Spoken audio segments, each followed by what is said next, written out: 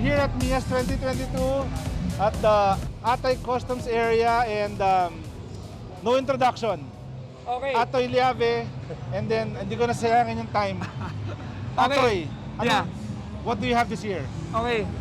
Dinso, thank you for this opportunity. Pero sa mga viewers na nanonood, guys, we're so excited to show you ano ba yung mga new projects natin. So, run through lang natin. This is the vintage look trailer. Ito yung mga old school na aluminum or stainless van. We have the tiny house trailer. It's 100% Filipino design. Wow. And then we have yung mga UK van na inayos natin, refurbish natin. Nagbuka na siyang bago.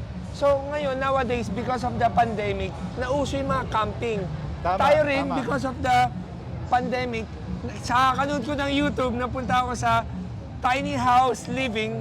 So nabuo to. Oh. Pero the highlight is this van. Net. So bakit itong van na to? Kulay pa lang, obvious na. Yeah, I realized kasi din nung ginawa ko yung first tiny house trailer, naisip ko kung ipaparent mo sa tao itong trailer, baka mahirapan sila or baka ma-aksidente pa going to the site. Oh. So gumawa ko ngayon ng tiny house na meron ng truck yung harapan. For the reason lang na driver ko na magdadala sa site, mag-enjoy na lang yung family or date doon sa area. Pero pakita ko yung loob. Okay, Dinso. Welcome to Tiny House Living. So, guys, I wanna proudly say this is first local mobile tiny house in the Philippines. So, fortunately, napansin tayo ng good brand which is Ikea. Ah. So, it's a Ikea Philippines. So, all of this unit is furnished by Ikea Philippines. Who approached pa? Lumapit sila sa'yo? Nilipit mo sila? I have yung logistic company na friend namin, which is si Mover. Oh. Siya ang naghihila ng mga gamit ni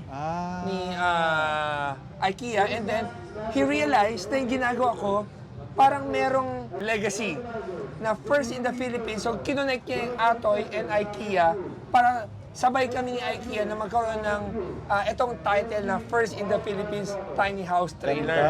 So, this one can be a full-size bed. So, hihilain mo siya. Hindi ko na bubuksan lahat. Oh, sige. So, ano mo dyan. Actually, mga unan, parating pa lang. Maraming unan to, mamaya. So, you have your table na foldable. I wanna give credit kay Aliana, the designer of IKEA. So, lahat na nakita niyo dito, sila ang nag-design. So, hindi ako nakialam doon sa design. So, it's all IKEA. And then, what's nice about this, we have partners area like, kunyari, sa Fuego, sa may Fuego area, in Tagaytay, Sierra Madre, or sa Caliraya. So, gagawa kami mga partners namin na location ng mga ganda, about 100 square meter. We want to capture yung mga newlyweds, o yung mga may anniversary, oldest man o bata man. We want to cater everything. Our goal is to have that family bonding or partnership bonding within this unit. Mas gusto pa nga namin sabihin sa mga newlywed, if we want to go honeymoon in this place, magkakaroon rin ng tiny house baby. So, as many babies as pwedeng buhin sa van na to, we're really happy. So, again, this moment talaga, yung naisip namin na yan, parang sabi namin, sa Pilipinas, wala pang gumagawa ng idea niya. So, we want to do something for a family na ma-appreciate nila. So, yeah, ito yung mga small details like this. And then, if you open all of that cabinet yan, kompleto yan, kutsara, tinidor, plato, lahat nandyan yan.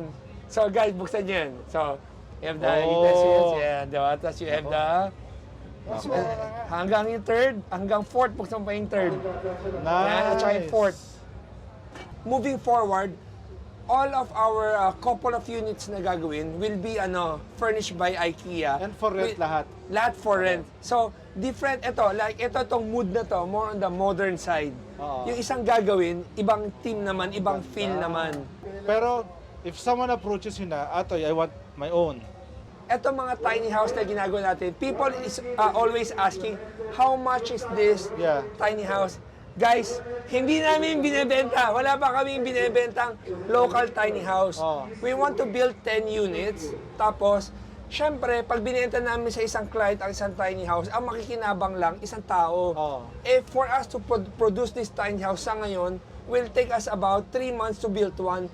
So, ang bagal pa ng production namin. So, ngayon, we want to build in-house and we want Filipino people to experience the rental. Oh. So you want to target yung mga, you want to surprise your partner, your wife, na parang, okay, let's have our overnight wherever. I want to have this memorable moment na mabibigay ko sa Filipino people, Filipino couples na for the rest of their lives sa mga dad na may Tama, kasalanan. tama. Alam niyo na pambawi sa mami. Yeah, so, yeah. So, we're very proud of this project talaga. Galing. So talagang service muna siya. Yeah, yeah. So, the customized van na ginagawa, it's there na. So, tuloy-tuloy lang siya. Pero my new product na is a tiny house and the PWD wheelchair lift. So, to sing it lang daw sa PWD wheelchair lift, yung nandoon yung StarX, what we're doing and what we are creating for people na galing hospital, newly procedure, na hindi makauwi sa bahay nila. Kasi karamihan, if you say local government, lahat ambulansya eh. Ang nakalimutan nila yung mga PWD. So we want to start things to create something to give the mayors, the congressman na parang, teka, kailangan nyo rin ng PWD services in your community. Pero whether the LGU wants it or not, doesn't really matter. We just want to jumpstart something for the people who are in need that we can cater them from their hospital or going to therapy with that service unit. Kaya we partnered with Lifeline for the reason lang kasi Lifeline have their own network na. So, sabit na kami kay Lifeline para Lifeline can add that extra services to them. So, it's a win-win situation for both parties. Dami mo ng Alam mo, involvement. actually, din sa me as Atoy Customs, I'm not really talaga sa kotse is my passion. Pero alam mo, my talaga, deeper heart of Atoy, I want to feel that every space na kulang na hindi naiisip ng tao sa Manila, I don't like to do things na meron ng gumawa. It's always, if you say Atoy, it's always trendsetter. Or something like innovator, creative. Mas nandoon yung linya ko, lagi yung nag-iisip like pandemic.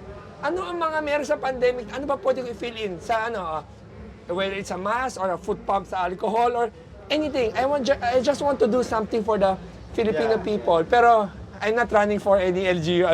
I'm just saying lang na parang, this is me. I just want to do things like this. In 3 years, natakbo ka na. Hindi.